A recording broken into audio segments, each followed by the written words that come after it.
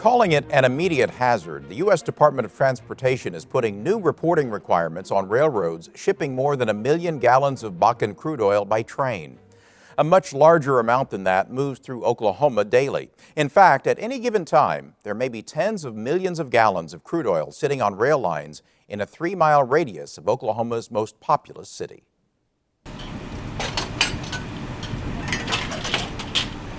Oklahoma is oil country, but that is not new. What is new is the amount of oil that is moving through the state by rail. Much of that oil comes from the Bakken shale formations of North Dakota, and what isn't headed directly to a refinery is destined for Stroud, Oklahoma, where EOG Resources operates a crude oil transfer station that can unload numerous rail cars at one time. Their cargo is then pumped through a pipeline to the oil hub at Cushing. But there are growing safety concerns about oil-filled railroad cars. A runaway oil train in Canada last year slammed into the middle of a small town. The resulting fireball destroyed a number of structures and killed 47 people. The U.S. Department of Transportation has ordered railroads now to inform states on routing, the number of cars, scheduling, and other safety information. Information that the Oklahoma Hazardous Materials Emergency Response Commission decided to keep secret. The commission is part of the Department of Environmental Quality. There was initially some guidance issued by USDOT, which we relied upon, and then the railroads did request that we enter into these agreements, and so we did. Skylar McElhaney is chief spokesperson for the Department of Environmental Quality. She says the decision to do what the railroads wanted is now under review. We do certainly recognize the public's right to know, and so that's kind of the leading force now why we are looking at this and figuring out how we can release some information to the general public. McElhaney expects a final decision about whether to keep all or part of the information secret to be made in a matter of days. On just one day in Oklahoma City, a pair of more than mile-long oil trains were parked within a 3-mile radius of downtown Oklahoma City. One train over I-40 and the Oklahoma River, the other in the BNSF yard near the state capitol. More oil tankers waiting for the trip to Stroud were parked in the rail yard of the Stillwater Central Railroad, right next to a residential neighborhood. In Stroud, that large EOG transfer station also sits next to a residential neighborhood, and all of those oil trains run right through the middle of town. Our fire department from the very get-go has worked with the company that's out there, EOG Resources, and from a safety standpoint and firefighting standpoint, if a disaster was ready, they had regular training on it. Tim Shook is the Stroud city manager. Right behind City Hall and his office, more tank cars are being offloaded at the town's original transfer station.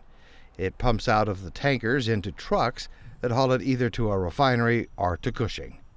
Stroud firefighters receive special training, and they have the special equipment they need to battle an oil tanker fire.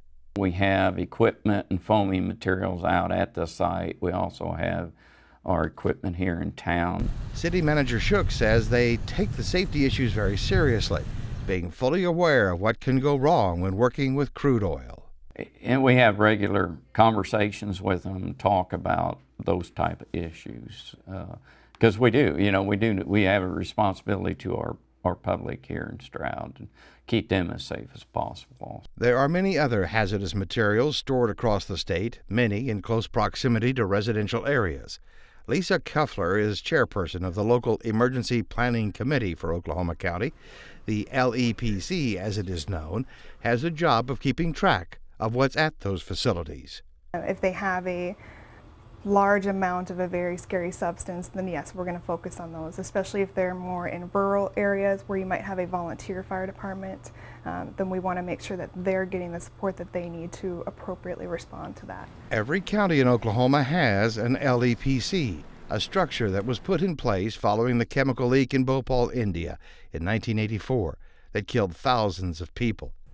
Keffler says the information her group collects on those fixed facilities is public record. The Tier 2 data that we get submitted to us is available by written request, you can come to the LEPC or get in touch with one of our officers and give us a written request for information, and we will release the Tier 2 data.